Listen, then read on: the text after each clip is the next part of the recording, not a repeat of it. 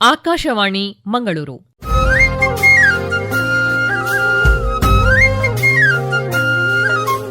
ಕಿಸಾನ್ ವಾಣಿ, ಕಿಸಾನ್ ವಾಣಿ, ಜೈ ಕಿಸಾನ್, ಜೈ ಕಿಸಾನ್, ಜೈ ಕಿಸಾನ್, ಕಿಸಾನ್ ವಾಣಿ. ಈ ಕಾರ್ಯಕ್ರಮದ ಪ್ರಾಯೋಜಕರು ಕೃಷಿ ಹಾಗೂ ರೈತ ಕಲ್ಯಾಣ ಸಚಿವಾಲಯ, ಭಾರತ ಸರ್ಕಾರ. ಪ್ರಧಾನಮಂತ್ರಿ ಕಿಸಾನ್ ಮಾನ್ಧನ್ ಯೋಜನೆ ಸಿಗುವುದು ಪೆನ್ಷನ್ನ ಆಸರೆಯು, ಆಗದು ನಿರಾಸರೆ ಇನ್ನು, ಸಿಗುವುದು ಸಂತಸದ ಕ್ಷಣವು, ಕಳೆಯುವುದು ಸುಖದಿಂದ ವೃದ್ಧಾಪ್ಯ ರಕ್ಷಿತ ಆಗುವ ಅನ್ನದಾತ ಸುರಕ್ಷಿತ ಆಗುವ ಅನ್ನದಾತ. ಪ್ರಧಾನಮಂತ್ರಿ ಕಿಸಾನ್ ಮಾನ್ಧನ್ ಯೋಜನೆಯಿಂದ ಲಘು ಮತ್ತು ಸಣ್ಣ ಹಿಡುವಳಿದಾರ ರೈತರ ಭವಿಷ್ಯವಾಗುತ್ತೆ ಸುರಕ್ಷಿತ. 60 ವರ್ಷ ವಯಸ್ಸಾದ ನಂತರ 3,000 ರೂಪಾಯಿಗಳ ಮಾಸಿಕ ಪೆನ್ಷನ್ ಖಚಿತ. 55ರಿಂದ 200 ರೂಪಾಯಿಗಳ ಮಾಸಿಕ ಶುಲ್ಕ ನೀಡಿ 18ರಿಂದ 40 ವರ್ಷ ತನಕ ರೈತರು ಪ್ರವೇಶಿಸಬಹುದು. ಈ ಅಂಶದಾನ ಯೋಜನೆಯಲ್ಲಿ ಸರ್ಕಾರ ನೀಡುತ್ತದೆ ಸಮಪಾಲು ಕೊಡುಗೆ. ಎಲ್ಲ ರೈತ ಬಾಂಧವರು ಈ ಸೇವೆಯ ಪ್ರಯೋಜನಕ್ಕಾಗಿ ಜನಸೇವಾ ಕೇಂದ್ರಕ್ಕೆ ಹೋಗಿ ಉಚಿತವಾಗಿ ತಮ್ಮ ಹೆಸರನ್ನು ನೋಂದಾಯಿಸಿಕೊಳ್ಳಿ. ಪ್ರಧಾನಮಂತ್ರಿ ಕಿಸಾನ್ ಮಾನ್ಧನ್ ಯೋಜನೆ ಅನ್ನದಾತರ ಪರಿಶ್ರಮಕ್ಕಾಗಿ ಈಗ, ಪೆನ್ಷನ್ನಿಂದ ಅವರ ಮನೆ ಸುರಕ್ಷಿತ. ಕೃಷಿ ಮತ್ತು ರೈತ ಕಲ್ಯಾಣ ಖಾತೆ ಭಾರತ ಸರ್ಕಾರದ ವತಿಯಿಂದ ಜನಹಿತಕ್ಕಾಗಿ ಜಾರಿ. ಇಂದಿನ ಕಿಸಾನ್ ವಾಣಿ ಕಾರ್ಯಕ್ರಮದಲ್ಲಿ ಪುತ್ತೂರು ತಾಲೂಕು ಬಲ್ನಾಡಿನ ತಿಮ್ಮಪ್ಪಗೌಡ ಅವರ ತರಕಾರಿ ಹಾಗೂ ಭತ್ತದ ಕೃಷಿ ಅನುಭವದ ಕುರಿತು ಸಂದರ್ಶನ ಕೇಳುವಿರಿ. ಸಂದರ್ಶಕರು ಗಾಯತ್ರಿ ಎಂ. ಕಡಿಮೆ ಅವಧಿಯಲ್ಲಿ ಆದಾಯ ನೀಡುವ ತರಕಾರಿ ಕೃಷಿಯನ್ನ ಯಾವ ರೀತಿ ಲಾಭದಾಯಕವಾಗಿ ಮಾಡ್ಕೊಳ್ಬಹುದು ಅಂತ ತಿಳಿಸ್ಕೊಡ್ಲಿಕ್ಕೆ ನಮ್ಮ ಜೊತೆಗೆ ಇವತ್ತು ಮಾತನಾಡಲಿಕ್ಕೆ ಬಲ್ನಾಡಿನ ತಿಮ್ಮಪ್ಪಗೌಡ ಅವರಿದ್ದಾರೆ. ಇವರ ತರಕಾರಿ ಕೃಷಿಯ ವಿಧಾನಗಳನ್ನ, ಅನುಭವಗಳನ್ನ ನಾವೀಗ ಕೇಳಿ ತಿಳ್ಕೊಳ್ಳೋಣ. ನಮಸ್ಕಾರ ಸರ್. ನಮಸ್ತೆ ಮೇಡಮ್. ಈಗ ನಿಮಗೆ ತರಕಾರಿ ಕೃಷಿ ಮಾಡ್ಲಿಕ್ಕೆ ಪ್ರೇರಣೆ ಹೇಗಾಯ್ತು? ತರಕಾರಿ ಮಾಡೋದು ನನ್ನ ಪಪ್ಪ ಮೊದಲು ತರಕಾರಿ ಮಾಡ್ತಾ ಇದ್ರು, ಅದನ್ನು ನೋಡಿ ನಾವು ಕಲ್ತೆವು. ತರಕಾರಿಯಲ್ಲಿ ನಾವು ಕಷ್ಟಪಟ್ಟರೆ ನಮಗೆ ಅದರಲ್ಲಿ ಸಂಪಾದನೆ ಮಾಡಬಹುದು ಎಂಬ ಒಂದು ವಿಶ್ವಾಸ ಇತ್ತು. ಆದ್ದರಿಂದ ನಾವು ತರಕಾರಿ ಮಾಡಲಿಕ್ಕೆ ಪ್ರಾರಂಭ ಮಾಡಿದ್ವಿ. ಈಗ ನೀವು ಎಷ್ಟು ಜಾಗದಲ್ಲಿ ತರಕಾರಿ ಮಾಡ್ತಾ ಇದ್ದೀರಿ? ಒಂದು 4-5 ಎಕರೆ ಜಾಗೆಯಲ್ಲಿ ತರಕಾರಿ ಮಾಡ್ತಾ ಇದ್ದೇನೆ. ಲೀಸಿಗೆ ತಕೊಂಡು ತರಕಾರಿ ಮಾಡ್ತಾ ಇರೋದು, ಮತ್ತೆ ಗದ್ದೆ ಕೂಡ ಮಾಡ್ತಾ ಇದ್ದೇನೆ, ನಾಟಿ ಕೆಲಸ. ಎಷ್ಟು ಎಕರೆಯಲ್ಲಿ ಮಾಡ್ತಾ ಇದ್ದೀರಿ? 2 ಎಕರೆಯಲ್ಲಿ ಗದ್ದೆ ಮಾಡ್ತಾ ಇದ್ದೇನೆ. ನಿಮ್ಮ ಮನೆಯ ಪಕ್ಕದಲ್ಲೇ ಜಾಗ ಇದೆಯಾ, ಅಲ್ಲ ಎಷ್ಟು ದೂರದಲ್ಲಿ ಇದೆ? ಮನೆಯಲ್ಲಿ ಕೂಡ ಜಾಗ ಇದೆ, ಮತ್ತೆ ಒಂದು 4 ಕಿಲೋಮೀಟರ್ ದೂರದಲ್ಲಿ ಹೋಗಿ ನಾವು ಬೆಳಿಗ್ಗೆ 5 ಗಂಟೆಗೆ ಎದ್ದು ಹೋಗಿ ನಾವು ಅಲ್ಲಿ ಕೂಡ ತರಕಾರಿ ಮಾಡ್ತಾ ಇದ್ದೇವೆ. ದಿವಸ ನೀವು ಅಲ್ಲಿ ಹೋಗಿ ಬರಬೇಕು? ದಿವಸ ಹೋಗಿ ಕೊಯ್ತಾ ನೀರಾಕ್ತಾ ಇರಬೇಕು, ಎಲ್ಲ ಕೆಲಸ ಮಾಡ್ತಾ ಇರಬೇಕು. ಲೀಸ್ ಭೂಮಿ ಆಯ್ಕೆ ಮಾಡುವಾಗ ನೀವು ಯಾವ ಅಂಶಗಳನ್ನ ಗಮನದಲ್ಲಿ ಇಟ್ಕೊಂಡ್ರಿ? ಕಾನೂನಾತ್ಮಕವಾಗಿ ಏನಾದ್ರೂ ಕರಾರು ಪತ್ರಗಳಿಗೆ ಏನಾದ್ರೂ ಸಹಿ ಮಾಡುವಂತಹ ಅವಶ್ಯಕತೆ ಇರ್ತದ, ಹೇಗೆ ಅಂತ ಹೇಳಿ? ನಾವು ಲೀಸಿಗೆ ತಗೊಂಡಂತ ಜಾಗದಲ್ಲಿ ಬಾಯಿ ಮಾತು ಬರೆಯುವಂತದ್ದು ಅಗ್ರಿಮೆಂಟ್ ಏನಿಲ್ಲ. ನಾವು ಈ ಜಾಗಕ್ಕೆ ಇಷ್ಟು ಎಕರೆಗೆ ಇಷ್ಟು ಕೊಡ್ತೇವೆ ಅಂತ ಹೇಳಿ, ನೀರಿಗೆ ಸಪರೇಟ್ ಆಗಿ ಬೇರೆನೆ ಕೊಡ್ತೇವೆ. ಅದಂದ್ರೆ ಬೋರ್ವೆಲ್ ಅದಿದ್ದು ಸಮಸ್ಯೆ ಆಗ್ತಿರುವಾಗ ನಾವು ಧರ್ಮಕ್ಕೆ ಅದರದ್ದು ಉಪಯೋಗ ಮಾಡಬಾರ್ದು. ಅದಕ್ಕೋಸ್ಕರ ಅವರಿಗೂ ನೀರಿದ್ದು ಮತ್ತೆ ಜಾಗದ ಭೂಮಿದ್ದು ಕೂಡ ನಾವು ಲೀಸಿಗೆ ತಗೊಂಡು ದುಡ್ಡು ಕೊಟ್ಟು ಪರ್ಚೇಸ್ ಮಾಡ್ತೇವೆ. ಭೂಮಿ ಆಯ್ಕೆಯನ್ನು ಹೇಗೆ ನೀವು ನೋಡಿ ಮಾಡ್ಕೊಳ್ಳುವಾಗ? ಭೂಮಿ ಆಯ್ಕೆ ನಮಗೆ ಮಜಲು ಗದ್ದೆ ಅಂತೇಳಿ ಇದೆ, ಬಯಲು ಗದ್ದೆ ಅಂತೇಳಿ 2 ಇದೆ. ಮಜಲು ಗದ್ದೆಯಲ್ಲಿ ಮಳೆಗಾಲದಲ್ಲಿ ಕೂಡ ಮಾಡಬಹುದು, ಬಯಲು ಗದ್ದೆಯಲ್ಲಿ ನಾಟಿ ಆದ ನಂತರ ಮಾಡುವಂತದ್ದು. ಒಂದು ಸಲ ಗದ್ದೆ ನಾಟಿ ಆದನ್ನು ಮಾಡಿದರೆ ಫಲವತ್ತಾದ ಮಣ್ಣು ಅಡಿ ಉಲ್ಟಾ ಪಲ್ಟಾ ಆಗಿ ಅದು ನಮಗೆ ಪ್ರಯೋಜನ ಆಗ್ತದೆ ತರಕಾರಿಗೆ. ಈಗ ನಿಮಗೆ ಅಂದ್ರೆ ಕ್ರಾಪ್ ರೊಟೇಷನ್ ಅಂತ ಹೇಳ್ತಾರಲ್ಲ, ಒಂದು ಬೆಳೆ ಬೆಳೆದಲ್ಲಿ ಇನ್ನೊಂದು ಬೆಳೆ ಬೆಳೆಯುವಾಗ ಅದರಲ್ಲಿ ಉತ್ತಮ ಗುಣಮಟ್ಟದ ಇಳುವರಿಯನ್ನು ನಾವು ಪಡೆಯುವಂತಹ ಸಾಧ್ಯತೆಗಳು ಹೆಚ್ಚು ಅಂತ ನೀವು ಹೇಳ್ತಿದ್ದೀರಿ. ಅಂದ್ರೆ ಅದು ಮಣ್ಣನ್ನು ನಾವು ಗುಡ್ಡದಲ್ಲಿ ಹೋದ್ರೆ ಅದು ಗುಡ್ಡ ಕಾಡು ಬೆಳೆದಾಗೆ ಬೆಳಿತಿರ್ತದೆ. ಒಂದು ಸಲ ಗದ್ದೆ ಮಾಡಿ ಅದಕ್ಕೆ ಅಟ್ಟಿ ಗೊಬ್ಬರ ಎಲ್ಲ ಹಾಕಿ ಅದು ಫಲವತ್ತಾದ ಮಣ್ಣು ನಮಗೆ ಸಿಗ್ತದೆ. ಅಂದ್ರೆ ನೀವು ಈಗ ತರಕಾರಿ ಕೃಷಿ ಎಲ್ಲ ಮಾಡುವಾಗ ಗದ್ದೆಯನ್ನು ಬಳಸಿಕೊಳ್ಳುವಂತದ್ದು ಉತ್ತಮ ಅಂತ ಹೇಳಿ? ಗದ್ದೆ ತರಕಾರಿಗೆ ಉತ್ತಮ ಅದು. ಈಗ ನೀವು ಯಾವ ತರಕಾರಿಗಳನ್ನ ಬೆಳೀತಾ ಇದ್ದೀರಿ? ನಾನು ತರಕಾರಿ ಅಂದ್ರೆ ಅರಿವೆ ಸೊಪ್ಪು, ಬಸಳೆ ಸೊಪ್ಪು, ಮತ್ತೆ ಸೌತೆ, ಮುಳ್ಳು ಸೌತೆ, ಹಾಗಲಕಾಯಿ, ಅಲಸಂಡೆ, ತೊಂಡೆಕಾಯಿ, ಬದನೆ, ಸೂರೆಕಾಯಿ, ಕುಂಬಳಕಾಯಿ, ಬೆಂಡೆಕಾಯಿ. ವರ್ಷದಲ್ಲಿ ನೀವು ಎಷ್ಟು ಬಾರಿ ಬೆಳೆಯುವಂತದ್ದು? ನಾನು ವರ್ಷ ಇಡೀ ಬೆಳೀತಾ ಇದ್ದೇನೆ. 1.5-2 ಎಕರೆ ಜಾಗ ಅದು ನನಗೆ ಪರ್ಮನೆಂಟ್. ವರ್ಷ ಇಡೀ ನನಗೇನೆ ಏನು ಬೇಕಾದ್ರೂ ತರಕಾರಿ ಮಾಡ್ಬೋದು, ಗದ್ದೆ ಮಾಡ್ಬೋದು, ತರಕಾರಿ ಮಾಡ್ಬೋದು. ನಾನು ಅದು ಮಜಲು ಗದ್ದೆ ಆದ ಕಾರಣ ವರ್ಷ ಇಡೀ ಮಾಡ್ತಾ ಇರ್ತೇನೆ ತರಕಾರಿ. ಮಜಲು ಗದ್ದೆ ಅಂದ್ರೆ ಅದರಲ್ಲಿ ನೀರು ನಿಲ್ಲುವುದಿಲ್ಲ. ಕೊಲಕೆ ಗದ್ದೆ, ತುಳುವಲ್ಲಿ ಕೊಲಕೆ ಅಂತ ಹೇಳ್ತಾರೆ, ಅದರಲ್ಲಿ ನೀರು ನಿಲ್ತದೆ. ಈ ಮಜಲು ಗದ್ದೆ ಮಳೆಗಾಲದಲ್ಲಿ ಮಾಡ್ಲಿಕ್ಕೆ ಉತ್ತಮ. ಅದು ಒಯ್ಗೆ ಸ್ವಲ್ಪ ಜಾಸ್ತಿ ಇದ್ದ ಗದ್ದೆ ಇರ್ತದೆ, ಅದರಲ್ಲಿ ನೀರು ಪಕ್ಕ ಡ್ರೈ ಆಗ್ತದೆ. ಅದಕ್ಕೋಸ್ಕರ ನಾವು ಮಜಲು ಗದ್ದೆಯಲ್ಲಿ ಜಾಸ್ತಿ ಇದು ಮಾಡ್ತೇವೆ. ಈಗ ಅದಕ್ಕೆ ನೀರಾವರಿ ವ್ಯವಸ್ಥೆ ಎಲ್ಲ ನೀವು ಹೇಗೆ ಮಾಡ್ಕೊಂಡಿದ್ದೀರಿ? ನೀರಿನ ವ್ಯವಸ್ಥೆ ಬೋರ್ವೆಲ್ ಪೈಪ್ ಲೈನ್ ಮಾಡಿ ಅಲ್ಲಲ್ಲಿ ಡ್ರಿಪ್ ಹಾಕಿ ಬೋರ್ವೆಲ್ ವ್ಯವಸ್ಥೆ. ಈಗ ಬಳ್ಳಿ ತರಕಾರಿಗಳನ್ನು ತಕೊಂಡ್ರೆ ಈಗ ನೀವು ಅದನ್ನು ಮಳೆಗಾಲದಲ್ಲಿ ಯಾವ ರೀತಿ ನೀವು ಅದನ್ನು ತಯಾರಿ ಮಾಡ್ತೀರಿ ನೆಲವನ್ನೆಲ್ಲ? ನಾರ್ಮಲ್, ಅದಕ್ಕೇನು ಸ್ಪೆಷಲ್ ಆಗಿ ನಾವೇನು ಮಾಡೋದಿಲ್ಲ. ಬಲ್ಲಿ ತರಕಾರಿ ನೆಲದಲ್ಲಿ, ಮುಳ್ಳು ಸೌತೆ ನೆಲದಲ್ಲಿಯೂ ಬಿಡ್ತೇವೆ. ನೆಲದಲ್ಲಿ ಬಿಟ್ಟರೆ ಈ ಅಕ್ಕಿಗಳು ಅದಿದೆಲ್ಲ ತಿನ್ನೋದು ಸ್ವಲ್ಪ ಕಮ್ಮಿ. ಮೇಲೆ ನೆಟ್ಟಾಕಿ ಮಾಡಿದ್ರೆ ಅಕ್ಕಿಗಳು ಜಾಸ್ತಿ ತಿಂತದೆ, ಕೊಯ್ಲಿಕ್ಕೆ ಸ್ವಲ್ಪ ಕಷ್ಟ ಆಗ್ತದೆ. ಅದ್ರ ಹುಡುಕಿ ಡೈಲಿ ಕೊಯ್ಯುವಂಥದ್ದು, ಮುಳ್ಳು ಸೌತೆ ಡೈಲಿ ಕೊಯ್ಯುವಂಥದ್ದು. ಅಲಸಂಡೆ ನಾವು ಹಾಕಿ ಬಲ್ಲು ಕಟ್ಟಿ ಅದನ್ನು ಮಾಡ್ತೇವೆ. ತೊಂಡೆಕಾಯಿ ಅದು ಮಳೆಗಾಲದಲ್ಲಿ ಆಗೋದಿಲ್ಲ, ಅದು ನೆಟ್ ಹಾಕಿ ಮಾಡುದು. ನೀವು ಬೀಜಗಳ ಆಯ್ಕೆ ಎಲ್ಲ ಯಾವ ರೀತಿ ಮಾಡ್ತೀರಿ? ಮೊದಲಿಗೆ ಬೀಜ ನಾವೇ ರೆಡಿ ಮಾಡೋದು. ನಮ್ಮ ಇದರಲ್ಲಿ ನಾವು ನಮಗೆ ಬೇಕಾದನ್ನು ಸೆಲೆಕ್ಟೆಡ್ ಮಾಡಿ ನಾವೇ ಮಾಡೋದು. ಈಗ ಮೊದಲಿಗೆ ನಾಟಿ ಮಾಡುವಾಗ ನೀವಂದ್ರೆ ಗಿಡಗಳನ್ನ ಟ್ರೇಗಳಲ್ಲಿ ಬೀಜಗಳನ್ನ ಹಾಕಿ ಮಾಡುವಂತದ, ನೇರವಾಗಿ ಬಿತ್ತನೆ ಮಾಡುವಂತ? ಅರಿವೆ ಬೀಜ ನೇರವಾಗಿ ಹಾಕುವಂಥದ್ದು. ಸೌತೆ ಬೀಜ, ಬೆಂಡೆಕಾಯಿ ಬೀಜ, ಬೇರೆಲ್ಲ ಬೀಜಗಳನ್ನು ನಾವು ಟ್ರೈ ಮುಖಾಂತರ ಹಾಕಿ ಮಾಡೋದು. ಈಗ ಅದನ್ನು ಹಾಕುವಾಗ ನೀವು ಮೊದಲಿಗೆ ಯಾವ ರೀತಿ ತಯಾರಿ ಮಾಡ್ತೀರಿ? ಅಂದ್ರೆ ಗೊಬ್ಬರ ಎಲ್ಲ ಯಾವ ರೀತಿ ನೀಡುವಂಥದ್ದು? ಟ್ರೈಯಲ್ಲಿ ಹಾಕುವಾಗ ಕೊಕೊಬಿಟನ್ನೇ ಹಾಕಿ ಮಾಡೋದು, ಮತ್ತೆ ನಾವು ಅಟ್ಟಿ ಗೊಬ್ಬರ ಹಾಕಿ ನೆಡುವಂಥದ್ದು ಮಾಡ್ತೇವೆ. ಅದು ಟ್ರೈಯಲ್ಲಿ ಹಾಕಿದಂಥ ಗಿಡವನ್ನು ಬಿಸಿಲಿಗೂ ನೆಡ್ಬೋದು, ಮರುದಿವಸ ಗೊಬ್ಬರ ಕೂಡ ಹಾಕ್ಬೋದು. ಅಂದ್ರೆ ಅದು ಬೇರು ಸಮೇತ ನಮಗೆ ಇಡ್ಲಿ ಬಂದ ತರ ಬರ್ತದೆ, ಮಣ್ಣು ಸಮೇತ ಬರ್ತದೆ. ಆದ ಕಾರಣ ಬೇರೆ ಗಿಡಕ್ಕೆ ಏನು ಪೆಟ್ಟಾಗುದಿಲ್ಲ. ಈಗ ಮಳೆಗಾಲದಲ್ಲಿ ಜೋರು ಮಳೆ ಎಲ್ಲ ಬರುವಾಗ ನೀವು ಅದರ ನಿರ್ವಹಣೆ ಎಲ್ಲ ಯಾವ ರೀತಿ ಮಾಡುವಂತ? ನೀರು ನಿಲ್ಲದಾಗಿ ಒಂದು ವ್ಯವಸ್ಥೆ ಮಾಡ್ತೇವೆ ನಾವು, ಕಣ್ಣಿ ಕೊಟ್ಟು. ಮತ್ತೆ ಅದು ಮಣ್ಣಾಕುವ ಇದರಲ್ಲಿ ಇರುವುದು. ನಾವು ಮಳೆಗಾಲದಲ್ಲಿ ಮುಳ್ಳು ಸೌತೆ, ಹಾಗಲಕಾಯಿ, ಬೆಂಡೆಕಾಯಿ ಅದನ್ನು ಜಾಸ್ತಿ ಮಾಡ್ತೇವೆ. ಅದಕ್ಕೆಲ್ಲ ನೀರಿದ್ರೂ ಸಮಸ್ಯೆ ಆಗುದಿಲ್ಲ. ಏರು ಮಾಡಿ ಮಾಡುವಂತ, ಏರು ಮಾಡಿ ಗುಂಪೆ ಮಾಡಿ ಮಾಡುವಂಥದ್ದು ಮಾಡ್ತೇವೆ. ಈಗ ಅದಕ್ಕೆ ನೀವು ಗೊಬ್ಬರ ಕೊಡುವ ವಿಧಾನ ಹೇಗೆ? ನಾವು ನೆಟ್ಟ ತಕ್ಷಣ ಸಾವಯವ ಗೊಬ್ಬರನೇ ಹಾಕುವುದು. ಸಾವಯವ ಗೊಬ್ಬರ, ಹಟ್ಟಿ ಗೊಬ್ಬರ ಮತ್ತೆ ಕೋಳಿ ಗೊಬ್ಬರ ಅದನ್ನೇ ಹಾಕಿ ಜಾಸ್ತಿ ಸಾವಯವದಲ್ಲೇ ಮಾಡುದು ನಾವು. ನಿಮಗೆ ಹಟ್ಟಿ ಗೊಬ್ಬರ ಎಲ್ಲ ಸುಲಭವಾಗಿ ದೊರೆಯುತ್ತದೆ? ಮಳೆಗಾಲದಲ್ಲಿ ತೋಟಕ್ಕೆ ಹಾಕುವುದು ಕಮ್ಮಿ, ಅದನ್ನು ನಾವು ಸ್ಟಾಕ್ ಮಾಡಿರ್ತೇವೆ. ಬೇರೆಯವರ ಮನೆಯಿಂದ ತಗೊಂಡೋಗಿ ನಾವು ಸ್ಟಾಕ್ ಮಾಡಿರ್ತೇವೆ. ತರಕಾರಿ ಅಂದ್ರೆ ಕೀಟ ರೋಗಗಳಿದ್ದದ್ದೇ, ಅದನ್ನು ನೀವು ನಿರ್ವಹಣೆ ಮಾಡುವ ವಿಧಾನ? ಸೊಳ್ಳೆಗಳಿಗಂತಲೇ ಒಂದು ಮ್ಯಾಟ್ ತರ ಸಿಗ್ತದೆ, ಅದನ್ನೊಂದು ಕಂಬ ಹಾಕಿದ್ರೆ ಎಣ್ಣೆ ಪಸೆಯಾಗಿ ಅದಕ್ಕೆ ಬಂದು ಕೂರ್ತದೆ. ಅರಿವೆ ಸೊಪ್ಪು ಕೂಡ ಹಾಗೇನೆ, ಅದರ ಹತ್ತಿರ ಇಟ್ಟರೆ ಅದು ಪಾಯ್ಸನ್ ಏನಲ್ಲ, ಅದು ಹತ್ತಿರ ಬಂದು ಅದರಷ್ಟಿಗೆ ಬಿದ್ದು ಅದರಲ್ಲಿ ಸಾಯ್ತದೆ. ಈಗ ನೀವು ಈ ಬಳ್ಳಿ ತರಕಾರಿಗಳ ಸೌತೆಕಾಯಿಯನ್ನೆಲ್ಲ ಬೆಳಿತೀರಲ್ಲ, ಎಷ್ಟು ಇಳುವರಿಯನ್ನ ನೀವು ಪಡಿತೀರಿ? ಸೌತೆ ಬೀಜ ಹಾಕಿ ಅದೊಂದು 22 ದಿವಸದಲ್ಲಿ ಅದರ ಕೆಲಸ ಪೂರ್ತಿಯಾಗಿ ಆಗಬೇಕು. ಗೊಬ್ಬರ ಹಾಕುವಂಥದ್ದು, ಮಣ್ಣು ಹಾಕುವಂಥದ್ದು. 45 ದಿವಸದಲ್ಲಿ ಕೊಯ್ಯುವಂಥ ಪ್ರಕ್ರಿಯೆ ಸ್ಟೋರ್ ಆಗ್ತದೆ. ಅದೊಂದು 10-20 ದಿನ ಕೊಯ್ಲಿಕ್ಕೆ ಸಿಗ್ತದೆ ಸ್ಟಾರ್ಟ್. ಸೌತೆ, ಕಾಯಿ ಸೌತೆ ಕೊಯ್ದ್ರೆ ಡಿಮಾಂಡ್ ಜಾಸ್ತಿ. ನನಗೆ ಇವಾಗ ಮಳೆಗಾಲದಲ್ಲಿ ಮೊನ್ನೆ ಸ್ಟಾರ್ಟ್ ಆದಾಗ 55 ರೂಪಾಯಿ ರೇಟ್ ಇತ್ತು ಒಂದು ಸೌತೆಗೆ.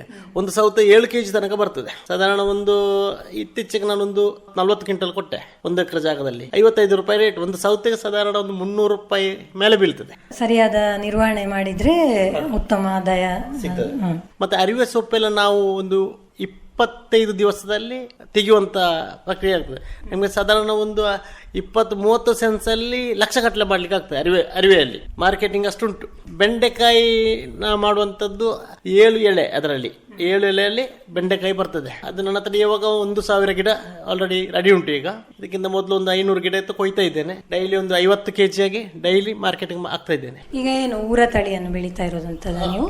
ನಾವು ಊರ ತಳಿಯನ್ನು ಬೆಳಿ. ಒಂದು ಬೆಂಡೆಕಾಯಿ ಸಾಧಾರಣ 150 ಗ್ರಾಮ್ ಬರ್ತದೆ, ಅಷ್ಟು ದೊಡ್ಡದು. ಡೈಲಿ ಕೊಯ್ಯುವಂಥದ್ದು ನಾನು. 2 ದಿವಸಕ್ಕೆ ಒಂದ್ಸಲ ಕೊಯ್ಯುವಂಥದ್ದು ಬೆಂಡೆಕಾಯಿ ಅಲ್ಲ. ಡೈಲಿ ಕೊಯ್ಯಿದ್ರೆ ಇಳುವರಿ ಜಾಸ್ತಿ ಆಗ್ತದೆ. ಒಂದಕ್ಕೊಂದು ಜಾಸ್ತಿ ಬೆಳವಣಿಗೆ ಅದರಲ್ಲಿ ಸಿಗ್ತದೆ ಗಿಡದಿಂದಾಗಿ. ನಾವು ಅದಕ್ಕೆ ನೆಲಗಡಲೆ ಹಿಂಡಿ ಮತ್ತೆ ಅಟ್ಟಿ ಗೊಬ್ಬರ ಅದನ್ನೇ ಹಾಕಿ ಜಾಸ್ತಿ ಇದು ಮಾಡುದು. ನೀವು ಈಗ ಬೆಂಡೆ ನಾಟಿ ಮಾಡುವಾಗ ಅದರಲ್ಲಿ ರೋಗಗಳೆಲ್ಲ ಬರ್ತಾವಲ್ಲ, ಹಳದಿ ರೋಗ ಬರುವಂತದ್ದು ಜಾಸ್ತಿ ಅಂತ ಹೇಳ್ತಾರೆ. ಅದರ ನಿರ್ವಹಣೆಯನ್ನು ನೀವು ಹೇಗೆ ಮಾಡ್ತೀರಿ? ಹಳದಿ ರೋಗ ಅದು ಬರುವಂತದ್ದು ಸಾಮಾನ್ಯ. ಅದು ಬಂದಂತಾದ್ರೆ ಅದು ಹೋಯ್ತಂತಲೇ ಲೆಕ್ಕ. ಅರಿವೆ ಸೊಪ್ಪಿಗೆ ಒಂದು ಚುಕ್ಕೆ ಬೀಳ್ತದೆ. ಚುಕ್ಕೆ ಬೀಳದಿದ್ರೆ ಅದು ಲಾಟ್ರಿ, ಚುಕ್ಕೆ ಬಿದ್ರೆ ಅದು ಕೂಡ ಹೋಯ್ತು. ಆ ತರ ಬೆಂಡೆಕಾಯಿ ಅದು ಒಂದು 2 ವರ್ಷದಿಂದ ಈಗ ಸ್ವಲ್ಪ ಹಳದಿ ರೋಗ ಕಮ್ಮಿ ಆಗಿದೆ. ನಾನು ಯೂಟ್ಯೂಬ್ ಅಲ್ಲಿ ಒಮ್ಮೆ ಸರ್ಚ್ ಮಾಡಿದೆ, ಕೈಬೇವಿನ ಹಿಂಡಿ ಹಾಕಿ ನಾನು ಗಿಡ ನೆಟ್ಟಿದ್ದೆ. ಹಳದಿ ರೋಗ ಬರುವಂತದ್ದು ಬಂದೇ ಆಗಿದೆ. ಕೈಬೇವು ಹಿಂಡಿ ಹಾಕಿ ಈ ತರ ಮಾಡ್ಬೇಕು ಅಂತೇಳಿ ಅದನ್ನೇ ಮಾಡಿದೆ ನಾನು ಯೂಟ್ಯೂಬ್ ಅಲ್ಲಿ ನೋಡಿ. ಅದು ನಂದು ಆವಾಗ ಒಂದು 700 ಗಿಡ ಇತ್ತು, ಕಂಪ್ಲೀಟ್ ಹಳದಿ ಆಗಿ ಹೋಗಿದೆ. ಬಹುಶಃ ನೀವು ಬೀಜ ನಾಟಿ ಮಾಡುವಾಗ್ಲೇ ಅದರ ಪರಿಣಾಮ ಅಲ್ಲಿ ಬಂದಾಗಿತ್ತು ಅಂತ ಅನ್ಕೊಂಡು. ವಾತಾವರಣಕ್ಕೆ ಸರಿಯಾಗಿ ಅದು ಆಗುವಂಥದ್ದು ಅಂತ ಲೆಕ್ಕ. ಗೊಂಡೆ ಹೂವಿನ ಗಿಡ ನೆಟ್ಟರೆ ಆಗ್ತದೆ, ಅರಸಿನ ಗಿಡ ನೆಟ್ಟರೆ ಆಗ್ತದೆ, ಅಲ್ಲದಿರಿ ರೋಗ ಬರೋದಕ್ಕೆ ಅದೆಲ್ಲ ಸುಳ್ಳದು, ಬರುವಂಥದ್ದು ಬಂದೇ ಬರ್ತದೆ.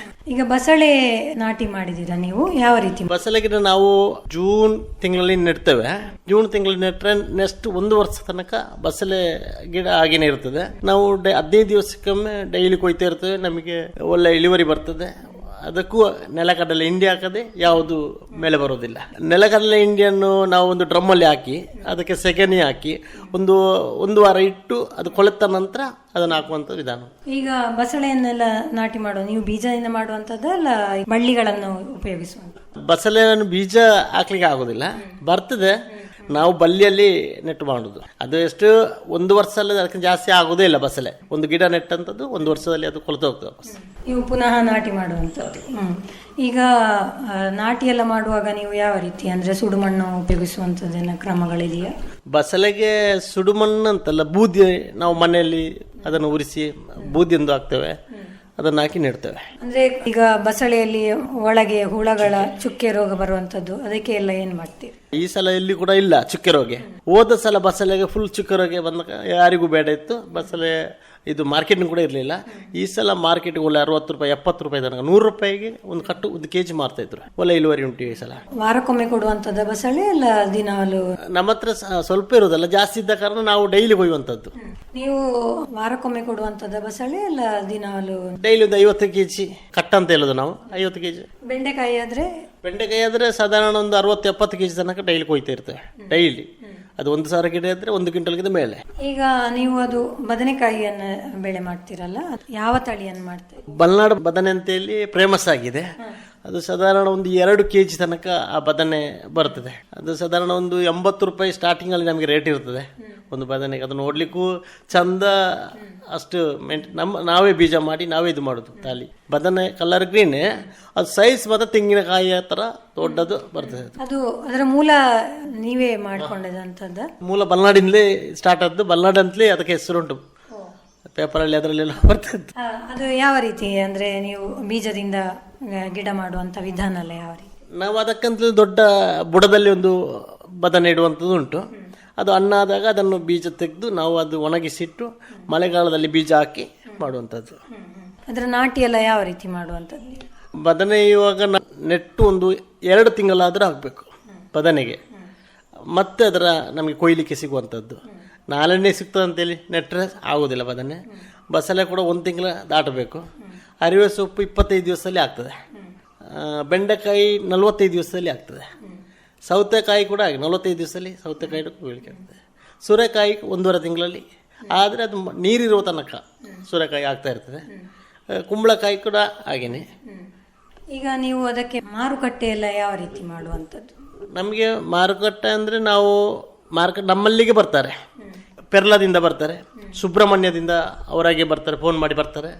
ಮತ್ತು ಮಾರ್ಕೆಟ್ ಬೆಲ್ಲರಲ್ಲಿ ನಾವು ಹಾಕ್ತಾ ಇರ್ತೇವೆ ಡೈಲಿ. ನೀವು ಅಂದರೆ ಅವರು ಎಷ್ಟು ಆರ್ಡರ್ ಕೊಡ್ತಾರೆ ಆ ರೀತಿ ನೀವು ಕೊಯ್ಯುವಂಥದ್ದು, ಅವರಿಗೆ ಕೊಡುವಂಥದ್ದು ಯಾವ ರೀತಿ? ಅವರು ನಮಗೆ ಇಷ್ಟು ಬೇಕಂತೇಳಿ ಮೊದಲನೇ ದಿವಸ ಫೋನ್ ಮಾಡಿ ಹೇಳಿರ್ತಾರೆ, ನಾವು ಅಷ್ಟು ಕಳಿಸಿ ಬಿಡ್ತೇವೆ. ಸ್ಥಳೀಯ ಮಾರುಕಟ್ಟೆಗಳಿಗೆ ನೀವು ಸಾಗಿಸ್ತೀವಿ? ನಾವು ಸ್ಥಳೀಯ ಮಾರುಕಟ್ಟೆಗೆ ಕೂಡ ಹಾಕ್ತೇವೆ. ಅಂಗಡಿ ನಮ್ಮದು ಯಾವುದೆಲ್ಲ ಇರ್ತದೆ, ನಮ್ಮದು ಪುತ್ತೂರಲ್ಲಿ ಒಂದು 10-12 ತರಕಾರಿ ಅಂಗಡಿಗಳಿರ್ತದೆ. 12 ಅಂಗಡಿಗೂ ನಾವು ಹಾಕ್ತೇವೆ. ದಿವಸಲು ನಿಮ್ಮ ಅಲ್ಲಿಂದ ತರಕಾರಿಗಳು ಹೋಗ್ತಾ ಇರ್ತದೆ. ಈಗ ಮುಂದಿನ ಬೆಳೆಗೆ ನೀವು ಅವುಗಳ ಬೀಜಗಳನ್ನೆಲ್ಲ ಯಾವ ರೀತಿ ಸಂಗ್ರಹಿಸಿಡುವಂಥದ್ದು, ಹಾಳಾಗದಂತೆ ಅದನ್ನು ನೋಡ್ಕೊಳ್ಳುವಂಥ ವಿಧಾನ ಹೇಗೆ? ಈಗ ನೋಡಿ, ಅರಿವೆ ಬೀಜ ನಾವು ಗಿಡ ನೆಟ್ಟು ನಾವೇ ಮಾಡೋದು. ಅದು ಸಾಸಿವೆ ಥರ, ಅದು ಭಾರಿ ಜಾಗ್ರತೆ ಬೇಕು. ಅದು ನೀರಿನ ಪಸೆ ತೇವಾಂಶ ಇರಬಾರ್ದು, ಅದಕ್ಕೆ ಡ್ರೈ ಆಗಿರಬೇಕು. ಅದು ನಾವು ಈಗ ನಮ್ಮ ಹತ್ರ ಇಲ್ಲಂತಾದ್ರೆ ನಾವು 4,000 ರೂಪಾಯಿ ಕೆಜಿಗೆ ಕೊಟ್ಟು ಪರ್ಚೇಸ್ ಮಾಡ್ತೇವೆ. 1 kg ಅರಿವೆ ಬೀಜದಲ್ಲಿ 1 ಲಕ್ಷದ ಅರಿವೆ ಕೂಡ ಮಾಡ್ಲಿಕ್ಕೆ ಸಾಧ್ಯ. ಮಾರ್ಕೆಟಿಂಗ್ ಹಾಗೆ ಉಂಟು ಅರಿವೆ ಸೊಪ್ಪಿಗೆ. ಹಾಗೆ ಬೆಂಡೆಕಾಯಿ ಬೀಜ ಕೂಡ ಹಾಗೇನೆ. ನಾವು ಅದನ್ನು ಒಂದು ಡಬ್ಬದಲ್ಲಿ ಒಣಗಿಸಿ ನೀರಿನ ಪಸೆ ಇದು ಬರದಾಗಿ ನಾವು ಅದನ್ನು ರೆಡಿ ಮಾಡ್ತೇವೆ. ಈಗ ನೀವು ಬೆಂಡೆ ಗಿಡ ಮಾಡ್ಬೇಕು, ನೀವು ಎಷ್ಟು ಬೀಜಗಳನ್ನು ಉಪಯೋಗಿಸ್ತೀರಿ? ಒಂದು ಬೆಂಡೆಕಾಯಿಯಲ್ಲಿ ಸಾಧಾರಣ ಒಂದು 120 ತನಕ ಬೆಂಡೆಕಾಯಿ ಬೀಜ ಇರ್ತದೆ. ನಮಗೆ 1,000 ಬೇಕಂತಂದ್ರೆ ಒಂದು 10-18 ಬೆಂಡೆಕಾಯಿ ನಾವು ಬೀಜ ಅದಕ್ಕೆ ಬೇಕಾಗ್ತದೆ. ಅದರಲ್ಲಿ ಹೋಗುವಂಥದ್ದು ಇರ್ತದೆ, ತಿನ್ನುವಂಥದ್ದು ಇರ್ತದೆ, ಹಾಗೆ ಮಾಡ್ತೇವೆ ನಾವು. ಬೆಂಡೆಕಾಯಲ್ಲಿ ಸಾಧಾರಣ ಒಂದು 2-3 ಲಕ್ಷ ತನಕ ಇಳುವರಿ ಮಾಡ್ತೇವೆ. ನಮಗೆ ಅರಿವೆ ಸೊಪ್ಪಲ್ಲಿ ಹೈಯೆಸ್ಟ್ 4 ಲಕ್ಷ 5 ಲಕ್ಷ ತನಕ ಮಾಡಿದೆ. ಅದು ಅದೇ ನಾನೊಂದು 30 ಸೆನ್ಸಲ್ಲಿ ಜಾಗದಲ್ಲಿ ಒಂದು 4 ದಿವಸ ಹಾಕ್ಬೋದು, 25 ದಿವಸ ತೆಗೆದಾಗ್ತದೆ, ವಾಪಸ್ ಹಾಕ್ಬೋದು. ಹಾಗೆ ಅರಿವೆ ಸೊಪ್ಪಲ್ಲಿ ಇಳುವರಿ ಜಾಸ್ತಿ ನಮಗೆ. ಮಾರ್ಕೆಟಿಗೆ 4-5 ಸಲ ಮಾಡ್ಬೋದು. ಮಳೆಗಾಲದಲ್ಲಿ ಕೂಡ ಮಾಡ್ತೇವೆ ನಾವು. ಸೌತೆಯಲ್ಲಿ ಕೂಡ ಹಾಗೇನೆ ಒಂದು 5 ಲಕ್ಷ ತನಕ ಸೌತೆಯಲ್ಲಿ ಮಾಡ್ತೇವೆ ನಾವು. ಈಗ ನೀವು ಗದ್ದೆಯಲ್ಲಿ ಈಗ ಬೆಳೆಗಳನ್ನೆಲ್ಲ ಬೆಳೆಸ್ತೀರಿ. ನೀವು ಈಗ ಮುಂದಿನ ಬೆಳೆ ಬೆಳೆಯುವಾಗ ನೀವು ಜಾಗದ ಆಯ್ಕೆ ಬೇರೆ ಬೇರೆ ತರಕಾರಿಗಳಿಗೆ ಬೇರೆ ಬೇರೆ ಮಾಡುವಂತ ವಿಧಾನ ಇದೆಯಾ, ಅಥವಾ ಒಂದೇ ಜಾಗದಲ್ಲಿ ಒಂದೇ ತರಕಾರಿಯನ್ನು ಮಾಡ್ತೀವಿ? ನಾವು ತರಕಾರಿ ಮಾಡಿ ಒಂದು ಜಾಗದಲ್ಲಿ, ಅರಿವೆ ಸೊಪ್ಪು ಆದರೆ ಒಂದೇ ಜಾಗದಲ್ಲಿ ನಾವು ಮಾಡ್ತೇವೆ, ಅದು 25 ಸಲ ಆಗ್ತದೆ. ಬೆಂಡೆಕಾಯಿ ನಾವು ಕೊಯ್ಲಿಕ್ಕೆ ಸ್ಟಾರ್ಟ್ ಆದರೆ 1.5 ತಿಂಗಳಲ್ಲಿ ಕೊಯ್ಲಿಕ್ಕೆ ಸ್ಟಾರ್ಟ್ ಆದರೆ 2 ತಿಂಗಳ ತನಕ ಕೊಯ್ಲಿಕ್ಕೆ ಇರ್ತದೆ. ಅದ ಕಾರಣ ಅದರಲ್ಲಿ ಮಾಡಲಿಕ್ಕೆ ಆಗೋದಿಲ್ಲ, ಅದು ಬೇರೆ ಸಪ್ರೇಟೇ ಮಾಡಬೇಕಾಗ್ತದೆ. ಸೌತೆ ಕೂಡ ಹಾಗೇನೆ, ಅದು ಒಂದು 45 ದಿನ ಕೊಯ್ಲಿಕ್ಕೆ ಬೇಕು ಗಿಡ ಆಗಿ, ಮತ್ತೆ ಒಂದು 10-20 ದಿವಸ ಅದರಲ್ಲಿ ಕೊಯ್ತಾ ಇರ್ತೇವೆ ನಾವು. ಅದು ಕೂಡ ಜಾಗ ಸಾಕಾಗೋದಿಲ್ಲ, ಅದಕ್ಕೆ ಬೇರೆನೆ ಸಪ್ರೇಟ್ ಮಾಡ್ತೇವೆ ನಾವು. ಅದರಲ್ಲಿ ನಾವು ಆ ಸೌತೆ ಮಾಡಿದ ಜಾಗದಲ್ಲಿ ಅರಿವೆ ಸೊಪ್ಪು ಅದು ಇದು ಮಾಡ್ತೇವೆ ನಾವು. ಜಾಗವನ್ನು ಪ್ರತ್ಯೇಕಿಸಿ ನೀವು ಮಾಡ್ತಾ ಇರ್ತೀರಿ. ಅಂದ್ರೆ ನೀವು ಮುಂದಿನ ಬೆಳೆ ತೆಗಿಲಿಕ್ಕೆ ಮೊದಲೇ ನೀವು ತಯಾರಿ ಮಾಡಿರ್ತೀರಿ ಗಿಡಗಳನ್ನು. ಒಮ್ಮೆ ಹಾಕಿದಂತಹ ತರಕಾರಿಗಳು ಮುಗಿಯುವ ಮೊದಲೇ ನೀವು ಇನ್ನೊಂದು ಇದು ಮುಗಿಯುವಾಗ ನಿಮಗೆ ರೆಡಿ ಆಗಿರ್ಬೇಕು, ಅದಕ್ಕೋಸ್ಕರ ನೀವು ಆ ತರ ಮಾಡ್ತಾರೆ. ಇದರಿಂದ ಇಳುವರಿ ಕೂಡ ಜಾಸ್ತಿ ಇರ್ತದೆ. ನೀವಾಗ ಭತ್ತ ಬೆಳಿತೀರಿ ಅಂತ ಹೇಳಿದ್ರಲ್ಲ, ಎಷ್ಟು ಜಾಗದಲ್ಲಿ ಬೆಳಿತೀರಿ? ನಂದು 2 ಎಕರೆ ಜಾಗದಲ್ಲಿ ಭತ್ತ ಬೆಳೆಸಿದ್ದೇನೆ. ಅಂದ್ರೆ ನಾಟಿ ಎಲ್ಲ ಯಾವ ರೀತಿ ಮಾಡುವಂತದ್ದು? ಮ್ಯಾಟ್ ಇದರಲ್ಲಿ ಮಾಡೋದು, ಗದ್ದೆ ಉಳುದು ಕೂಡ ಮಿಷನಲ್ಲಿ, ಗದ್ದೆ ನಾಟಿ ಮಾಡೋದು ಕೂಡ ಮಿಷಿನಲ್ಲಿ, ಕೊಯ್ಯುವಂಥದ್ದು ಕೂಡ ಮಿಷಿನಲ್ಲಿ. ಈಗ ಎಲ್ಲ ವ್ಯವಸ್ಥೆ ಮಿಷನ್ ಇದರ ಬಂದ ಕಾರಣ ಮಿಷನಲ್ಲಿ ಮಾಡ್ತೇವೆ. ಆದರೆ ಕಟ್ಟಿ ಹೊಡೆಯುವಂಥದ್ದು ಕೈಯಲ್ಲಿ ಮನುಷ್ಯರೇ ಮಾಡ್ತೇವೆ ನಾವು, ಮ್ಯಾನುವಲ್ ಮಾಡ್ತೇವೆ ನಾವೇ. ಈಗ ಅದಕ್ಕೆಲ್ಲ ನಿಮಗೆ ಜನ ಸಿಗ್ತಾರಾ? ಅದಕ್ಕೆ ಜನ ಸಿಗ್ತಾರೆ ನಮಗೆ. ಈಗ ಬೈ ಹುಲ್ಲಿಗೆ ಒಂದು ಕಂತೆ ಅಂತ ಉಂಟು ನಮಗೆ ಇಲ್ಲಿ, ಅದೇ ಬೈ ಹುಲ್ಲಿಗೆ 8 ರೂಪಾಯಿ ಕೊಡ್ತಾರೆ ನಮಗೆ. ಭತ್ತಕ್ಕೆ ಇವಾಗ 30 ರೂಪಾಯಿ ಕೆಜಿಗೆ ಆಗಿದೆ. ನಾವು ಅಕ್ಕಿ ಮಾಡಿ ಕೊಟ್ಟರೆ 60 ರೂಪಾಯಿ ಕೆಜಿ, ಕ್ವಿಂಟೋಲಿಗೆ 6,000 ರೂಪಾಯಿ. ನಮ್ಮ ನ್ಯಾಚುರಲ್ ಅಕ್ಕಿ ಅಲ್ಲ, ಕೆಮಿಕಲ್ ಏನೇ ಹಾಕುದಿಲ್ಲ, ಅದ ಕಾರಣ ಭತ್ತ ಎಲ್ಲ ಒಳ್ಳೆ ಬಂತು. ಈಗ ನೀವು ಅದು ಬೀಜ ಎಲ್ಲ ಎಲ್ಲಿಂದ ಪ್ರಥಮವಾಗಿ ಸಂಘಟಿಸಿದ್ರಿ? ಬೀಜ ನಾವೇ ಮಾಡುದು. ಮೊದಲಿಗೆ ನಿಮ್ಮಲ್ಲಿ ಇತ್ತು? ಮೊದಲೇ ನಮ್ಮಲ್ಲಿ ಇತ್ತು, ಅದನ್ನು ಮುಂದುವರಿಸ್ತಾ ಹೋಗಿ. ಈಗ ನೀವು 2 ಎಕರೆ ಜಾಗದಲ್ಲಿ ಭತ್ತ ನಾಟಿ ಮಾಡ್ತೀರಲ್ಲ, ಅದಕ್ಕೆ ನೀವು ಎಷ್ಟು ಬೀಜಗಳನ್ನ ಉಪಯೋಗಿಸ್ತೀರಿ? ಅದು 20-25 ಕೆಜಿ ಭತ್ತವನ್ನು ನಾವು ಬೀಜ ಹಾಕ್ಲಿಕ್ಕೆ ರೆಡಿ ಮಾಡ್ತೇವೆ. ಅದರಲ್ಲಿ ದಡ್ಡ ಗಿಡ್ಡ ಅದು ಇರಬಾರ್ದು, ಅದು ಕ್ಲೀನ್ ನೀರಲ್ಲಿ ಮುಳುಗಿಸಿ ಮತ್ತೆ ಅದು ಅದರ ಕಸ ಎಲ್ಲ ನಾವು ಅದನ್ನು ತೆಗೆದು ಮತ್ತೆ ಇದು ಮಾಡೋದು. ಅಂದ್ರೆ ಮೊದಲಿಗೆ ಯಾವ ರೀತಿ ತಯಾರಿ ಮಾಡುವಂಥದ್ದು ನೀವು? ನಾವು ಇವತ್ತು ಅದನ್ನು ನೀರಿಗೆ ಹಾಕಿದರೆ ನಾಳೆ ನೀರಿಂದ ತೆಗೆದು ಅದನ್ನು ಕಟ್ಟಿ ಇಡುವುದು. ಮೊಳಕೆ ಬಂದ ನಂತರ ಟ್ರೈಗೆ ಹಾಕಿ ಅದನ್ನು ಮ್ಯಾಟ್ ಮಾಡುದು. ಮ್ಯಾಟ್ ಮಾಡುವ ವಿಧಾನ ಹೇಗೆ? ಗದ್ದೆ ನಾಟಿ ಮಾಡುವಾಗ ಬೀಜವನ್ನು ನೀರಲ್ಲಿ ಹಾಕಿ ಅದನ್ನು ನೀರಿಂದ ಸ್ವಲ್ಪ ಉಪ್ಪು ಎಲ್ಲ ಹಾಕಿ ತೊಳೆದು ಮರುದಿವಸ ತೆಗೆದು ಕಟ್ಟುವುದು. ಕಟ್ಟಿದ ನಂತರ ಅದನ್ನು ಮೊಳಕೆ ಬಂದ ನಂತರ ಟ್ರೈ ಮಾಡಿ ಅದಕ್ಕೆ ಬೀಜ ಹಾಕಿ ಅದರ ಮೇಲೆ ಮಣ್ಣು ಹಾಕಿ ಬಿಡುವುದು. ಅದೊಂದು 22 ದಿವಸದಲ್ಲಿ ನೆಡುವಂತ ಪ್ರಕ್ರಿಯೆ ನಡೀತದೆ. ಅದನ್ನು ಯಾವ ರೀತಿ ನೆಡುವ ಕ್ರಮ? ಟ್ರೇಯಿಂದ ತೆಗೆಯುವುದು ಮಿಷನಲ್ಲಿ, ನಾವಲ್ಲ, ಕೈಯಲ್ಲಿ ಅಲ್ಲ, ಮಿಷನಲ್ಲಿ ಅದೇ ತೆಗೀತದೆ, ಅದೇ ನೆಡ್ತದೆ. ಅದೇ ಚಾಪೆ ತರ ಹಾಸಿಕೊಂಡು ಹೋಗುವಂತದ್ದು ಮೆಷಿನರಿಯಲ್ಲಿ. ಚಾಪೆ ನಾಟಿ ಅಂತ ಹೇಳ್ತಾರೆ ಅದಕ್ಕೆ. ಈಗ ಅದು ನಾಟಿ ಮಾಡಿ ಎಷ್ಟು ಸಮಯ ಆಗ್ಬೇಕು ಅಂದ್ರೆ ಇಳುವರಿ ನೀವು ಬರ್ಲಿಕ್ಕೆ? ಅದು ಇಳುವರಿ ತೆಗಿಲಿಕ್ಕೆ ಅದು ಭತ್ತದ ಜಾತಿ ಇರ್ತದೆ. ನಾನು ಮೀಟರ್ ಗದ್ದೆ ಅಂತೇಳಿ ಹಾಕಿದೆ ನಾಟಿ. ಅದೊಂದು 3 ತಿಂಗಳಲ್ಲಿ 190 ದಿನದಲ್ಲಿ ಕೊಯ್ಲಿಕ್ಕೆ ಆಗ್ತದೆ. ಅಂದ್ರೆ ತಳಿಯ ಹೆಸರೇ ಹಾಗೆ ನಾಟಿ ಮೀಟರ್ ಅಂತೇಳಿ. ಮೀಟರ್, ಜಯ, ಶಕ್ತಿ, ತುಂಬಾ ಜಾತಿದು ಇರ್ತದೆ. ನಾವು ಅದನ್ನು ಆಯ್ಕೆ ಮಾಡಿದೆ, ಕಜೆ ಅಂತೇಳಿ. ನೀವು ಯಾಕೆ ಅದನ್ನೇ ಆಯ್ಕೆ ಮಾಡ್ಕೊಂಡ್ರಿ? ಅದು ಊಟ ಮಾಡ್ಲಿಕ್ಕೆ ಬಾರಿ ರುಚಿ, ಟೇಸ್ಟ್. ಅದಕ್ಕೋಸ್ಕರ ಹುಲ್ಲು ಎಲ್ಲ ಉದ್ದ ಬರುವಂತ, ಬೈ ಹುಲ್ಲೆಲ್ಲ ಉದ್ದ ಬರ್ತದೆ. ಬೈ ಹುಲ್ಲನ್ನು ನಿಮ್ಮ ಮನೆಗೋಸ್ಕರ ಉಪಯೋಗ ಮಾಡ್ಕೊಳ್ತೀರಾ? ಮನೆಯಲ್ಲಿ ನಾವು ಹಾಲು ಡಿಪ್ಪಕ್ಕೆ ಹಾಕ್ತೇವೆ, ಅದಕ್ಕೋಸ್ಕರ ನಾವು ಮನೆಗೆ ನಮಗೆ ಬೇಕಾಗ್ತದೆ ಬೈ ಹುಲ್ಲು, ಅದಕ್ಕೋಸ್ಕರ ಕೂಡ ನಾವು ಮಾಡ್ತೇವೆ. ಗಿಡ ಎಲ್ಲ ನಾಟಿ ಮಾಡಿದ ನಂತರ ಅದಕ್ಕೆ ರೋಗ ಹುಳಗಳೆಲ್ಲ ಭತ್ತದಲ್ಲಿ ಬರುವಂತದ್ದು ಜಾಸ್ತಿ. ಅದನ್ನ ನಿರ್ವಹಣೆ ನೀವು ಯಾವ ರೀತಿ ಮಾಡುವ? ಭತ್ತಕ್ಕೆ ಕೀಟನಾಶಕ ಸ್ಪ್ರೇ ಮಾಡಬೇಕಾದಿತ್ತು. ಅದು ತುಂಬಾ ಅದಕ್ಕೆ ಇದು ಬರ್ತದೆ, ಮಳೆ ಜಾಸ್ತಿ ಆಗಬಾರ್ದು, ಕಮ್ಮಿಯೂ ಆಗಬಾರ್ದು, ಹುಳ ಹಿಡ್ದೇ ಇರ್ತದೆ. ಅದಕ್ಕೆಲ್ಲ ಸಿಂಪಡಣೆ ಮಾಡಿ. ಈಗ ಅದನ್ನು ಕೊಯ್ಲಿಕ್ಕೆ ಆಗುವಾಗ ಕೊಯ್ಲಿಕ್ಕೆ ಮಿಷಿನರಿಯನ್ನೇ ಬಳಸ್ಕೊಳ್ತೀರಾ? ಕೊಯ್ಲಿಕ್ಕೆ ಮಿಷನರಿನೇ ಬಳಸ್ಕೊಳ್ತೇವೆ. ಅದರಲ್ಲಿ ಬೈಲನ್ನು ಇದು ಉಂಡೆ ಮಾಡಿ ಅದು ಕೂಡ ಕೊಡ್ತದೆ. ಅದನ್ನು ಮಾಡಿದ್ರೆ ದನ ತಿನ್ನುವುದಿಲ್ಲ. ಅದ್ಯಾಕಾಗಿ? ಅದ್ರ ವಾಯಿಲ್ ಪಸೆ ಅದ್ರ ಮಿಷನ್ ಒಳಗಡೆ ಹೋಗಿ ಬಂದು ಇದಾಗುವಂಥದ್ದು. ಅದು ವಾಯಿಲ್ ಪಸೆ ಕೈ ಆಗ್ತದೆ, ಅದರ ಪರಿಮಳ ರುಚಿ ಎಲ್ಲ ರುಚಿ ಚೇಂಜ್ ಆಗ್ತದೆ, ದನ ತಿನ್ನುವುದು ಕಮ್ಮಿ. ಈಗ ಅದು ಕಾಂಕ್ರೀಟ್ ಎಲ್ಲ ಆಗ್ತಾ ಇರ್ತಾರಲ್ಲ, ಅದಕ್ಕೆಲ್ಲ ಅದನ್ನು ಬಳಸ್ತಾರೆ ಜಾಸ್ತಿ, ನೀರು ಹಾಕಿ ಬಿಡ್ಲಿಕ್ಕೆ. ನಾವು ಮಿಷನಲ್ಲಿ ಕಾಳಿ ಕೊಯ್ದು ಕೈಯಲ್ಲಿ ಕಟ್ಟಿದಂಥದ್ದು ತನ್ನ ತಿಂತದೆ. ಈಗ ಭತ್ತ ಬೇರ್ಪಡಿಸ್ಲಿಕ್ಕೆಲ್ಲ ಅದು ಅದೇ ಉಪಯೋಗ ಮಾಡ್ತೀರಾ? ಅದು ಕೈಯಿಂದ ನಾವು ಬೇರ್ಪಡಿಸಿ, ಅದು ದನಗಳಿಗೋಸ್ಕರ ನೀವು ಆ ತರ ಮಾಡ್ತೀರಿ. ಈಗ ನೀವು 2 ಎಕರೆ ಇದರಲ್ಲಿ ಎಷ್ಟು ಇಳುವರಿಯನ್ನು? 2 ಎಕರೆ ಒಂದು 20 ಕ್ವಿಂಟಲ್ ಭತ್ತ ಇಳುವರಿಯಾಗಿದೆ. ನಿಮ್ಮ ಮನೆ ಖರ್ಚಿಗೆ ನೀವು ಉಪಯೋಗಿಸುವಂತದ? ಮನೆಗೆ ಖರ್ಚಿಗೆ ಜಾಸ್ತಿ ಆಗಿ ಸೇಲ್ ಮಾಡೋದು. ಸೇಲ್ ಮಾಡ್ಲಿಕ್ಕೂ ಸಿಗ್ತದೆ ನಿಮಗೆ. ಸರ್, ಈಗ ಯಾರಿಗಾದ್ರೂ ನಿಮ್ಮ ಕೃಷಿಯ ಬಗ್ಗೆ ಮಾಹಿತಿ ಬೇಕು ಅಂತಾದ್ರೆ ನಿಮ್ಮ ಫೋನ್ ನಂಬರನ್ನು ಕೊಡ್ಬೋದಾ? 8861696106. ಇನ್ನೊಮ್ಮೆ ಹೇಳಿ. 8861696106. ಸರಿಯಾದ ಯೋಜನೆ ಮತ್ತು ಶ್ರಮದಿಂದ ಖಾಲಿ ಇರುವ ಜಾಗಗಳನ್ನು ಕೃಷಿ ಭೂಮಿಗಳನ್ನಾಗಿ ಪರಿವರ್ತಿಸಿ ಉತ್ತಮ ಆದಾಯ ಪಡ್ಕೊಳ್ಬಹುದು ಅಂತ ತೋರಿಸಿಕೊಟ್ಟಿದ್ದೀರಿ ಸರ್. ನೀವು ತಮ್ಮ ಕೃಷಿ ಅನುಭವವನ್ನ ನಮ್ಮ ಕೇಳುಗರೊಂದಿಗೆ ಹಂಚಿಕೊಂಡಿದ್ದಕ್ಕಾಗಿ ಧನ್ಯವಾದಗಳು. ನಮಸ್ಕಾರ. ನಮಸ್ಕಾರ. ಇದುವರೆಗೆ ಪುತ್ತೂರು ತಾಲೂಕು ಬಲ್ನಾಡಿನ ತಿಮ್ಮಪ್ಪಗೌಡ ಅವರ ತರಕಾರಿ ಹಾಗೂ ಭತ್ತದ ಕೃಷಿ ಅನುಭವದ ಕುರಿತು ಸಂದರ್ಶನ ಕೇಳಿದಿರಿ. ಸಂದರ್ಶಿಸಿದವರು ಗಾಯತ್ರಿ ಎಂ. ನಿರ್ದೇಶನ ಪಿವಿ ಪ್ರಶಾಂತ್ ಕುಮಾರ್. ಸರ್ವಶ್ರೇಷ್ಠ ರೈತನ ಬಹುಮಾನ ದೊರೆಯುತ್ತದೆ ಹರಿಯಣ್ಣಗೆ. ಇನ್ನು ಎಲ್ಲಿವರೆಗೆ ನಿಮ್ಮ ಸಫಲತೆಯ ಗುಟ್ಟಿನ ಹೇಳಿ. ನನ್ನ ರೈತ ಬಾಂಧವರೇ, ಈಗ ನೀವು ಸಹ ಉತ್ತಮ ಬೆಳೆಯನ್ನು ಬೆಳೆಯಬಹುದು. ಅದು ಹೇಗೆ? ಹೇಗೆಂದ್ರೆ ಯಾವಾಗ ಯಾವುದೇ ಸಮಸ್ಯೆ ಬಂದಲ್ಲಿ ತಕ್ಷಣ 1-800-1801-551 ಕರೆ ಮಾಡಿ. ಇದು ಯಾರ ನಂಬರ್ ಅಣ್ಣ? ರೈತರ ಕಾಲ್ ಸೆಂಟರ್ದು. ಇಲ್ಲಿ ಕೃಷಿಯ ಎಲ್ಲಾ ಸಮಸ್ಯೆಗಳಿಗೆ ವಿಶೇಷಜ್ಞರು ಉತ್ತರ ಹೇಳ್ತಾರೆ. ಅಲ್ಲಣ್ಣ, ವಿಶೇಷಜ್ಞರು ಅಲ್ಲಿ ಯಾವಾಗೂ ಕೂತಿರ್ತಾರೇನು? ಕೂತಿರ್ತಾರಣ್ಣ. ವರ್ಷದ 365 ದಿನಾಲೂ ಸಿಗ್ತಾರೆ. ಅದು ಸಹ ಬೆಳಗಿನ ಜಾವ 6ರಿಂದ ರಾತ್ರಿ 10 ಗಂಟೆವರೆಗೂ. ಆದ್ರಣ್ಣ, ಬಳತ್ತಿನವರೆಗೆ ಮಾತಾಡಿದ್ರೆ ದುಡ್ಡು ಹೆಚ್ಚತ್ತಲ್ವಾ? ಯಾವ ಖರ್ಚು ಇಲ್ಲ. ಮೊಬೈಲ್ ಅಥವಾ ಬೇರೆ ಫೋನ್ ನಿಂದ ರೈತರ ಕಾಲ್ ಸೆಂಟರ್ಗೆ ಉಚಿತವಾಗಿ ಕರೆ ಮಾಡಿ. ಸಲಹೆಗೂ ದುಡ್ಡಿಲ್ಲ. ನಿಜವಾಗ್ಲೂ. ರೈತ ಬಾಂಧವರೇ, ಕೃಷಿಯ ಸಮಸ್ಯೆಗಳಿಗಾಗಿ ನಿಮ್ಮ ಭಾಷೆಯಲ್ಲಿ ತಕ್ಷಣವೇ ಪರಿಹಾರವನ್ನು ಪಡೆಯಲು ಭಾರತಾದ್ಯಂತ ಯಾವುದೇ ಫೋನ್ ನಿಂದ ರಾಷ್ಟ್ರೀಯ ಹೆಲ್ಪ್ ಲೈನ್ ನಂಬರ್ 1-800-1801-1551 ಉಚಿತವಾಗಿ ಕರೆ ಮಾಡಿ. ರೈತರ ಗೆಳೆಯ, ರೈತರ ಕಾಲ್ ಸೆಂಟರ್. ಈ ಕಾರ್ಯಕ್ರಮದ ಪ್ರಾಯೋಜಕರು ಕೃಷಿ ಹಾಗೂ ರೈತ ಕಲ್ಯಾಣ ಸಚಿವಾಲಯ, ಭಾರತ ಸರ್ಕಾರ. ಇದು ಇಂದಿನ ಕಿಸಾನ್ ವಾಣಿ ಕಾರ್ಯಕ್ರಮ. ಮುಂದಿನ ಕಾರ್ಯಕ್ರಮದಲ್ಲಿ ಮತ್ತೆ ನಿಮ್ಮ ಭೇಟಿ. ನಮಸ್ಕಾರ.